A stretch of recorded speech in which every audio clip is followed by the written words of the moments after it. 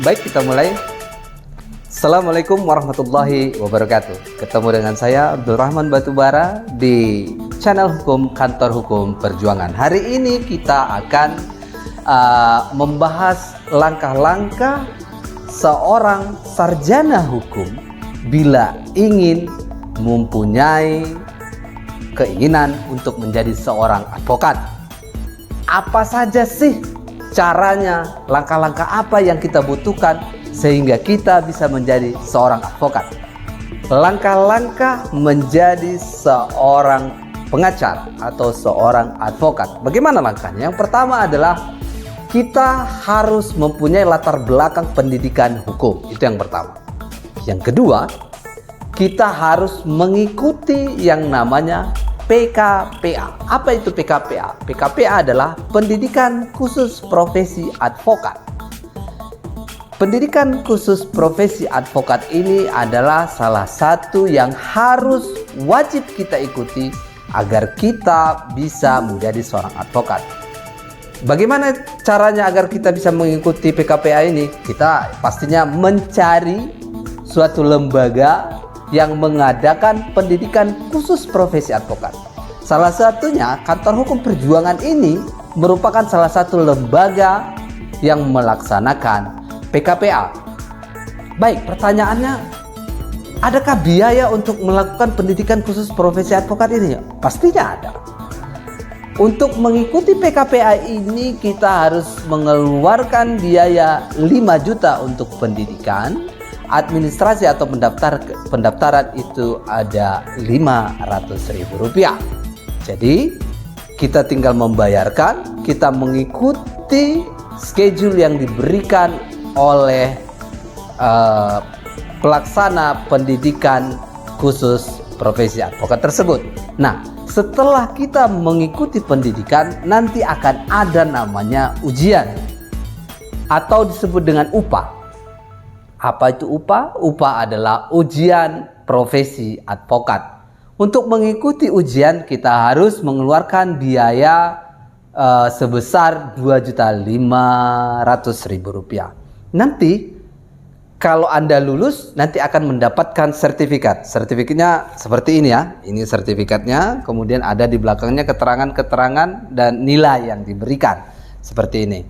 Nah, kalau Anda lulus mendapatkan sertifikat. Apabila Anda tidak lulus, Anda harus mengulang lagi mengikuti ujian di periode berikutnya sampai akhirnya Anda akan mendapatkan sertifikat seperti ini. Nah, setelah mendapatkan sertifikat seperti ini, maka kita akan melanjutkan lagi. Melanjutkannya seperti apa? Kita harus mengikuti magang di kantor hukum minimal 2 tahun lamanya. Nah, 2 tahun lamanya. Apabila syarat-syarat sudah terpenuhi, maka kita akan mengikuti yang namanya sumpah. Sumpah itu biasanya dilakukan oleh suatu lembaga. Kalau kebetulan kita dari Pradi, maka yang melaksanakannya adalah Pradi. Nanti akan dilakukan di pengadilan tinggi. Nah, itu biasanya memerlukan biaya kembali sebesar Rp4.500.000. Nah, setelah kita nanti mengikuti sumpah, maka kita akan mendapatkan berkas berikutnya seperti ini. Dia ada yang namanya tanda pengenal sementara advokat. Nah, ada namanya tanda pengenal sementara advokat. Kemudian ada juga satu lagi, salinan keputusan Dewan Pimpinan Nasional Perhimpunan Advokat Indonesia nomor sekian-sekian-sekian garis miring AADF garis miring Pradi garis miring DPN garis miring tahun 2000 sekian.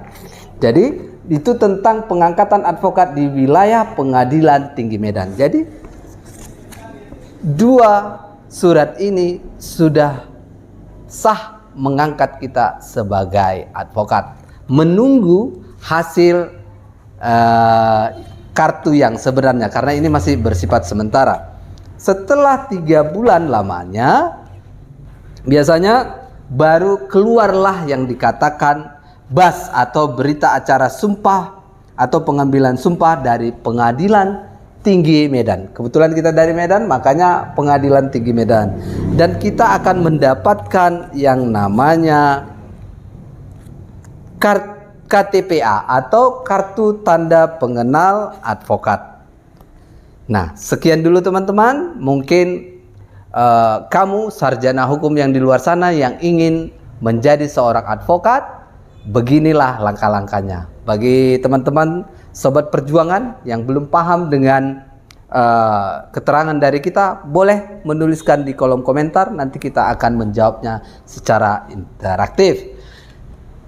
Demikian pembahasan kita hari ini. Saya ucapkan terima kasih. Jangan lupa subscribe. Wassalamualaikum warahmatullahi wabarakatuh.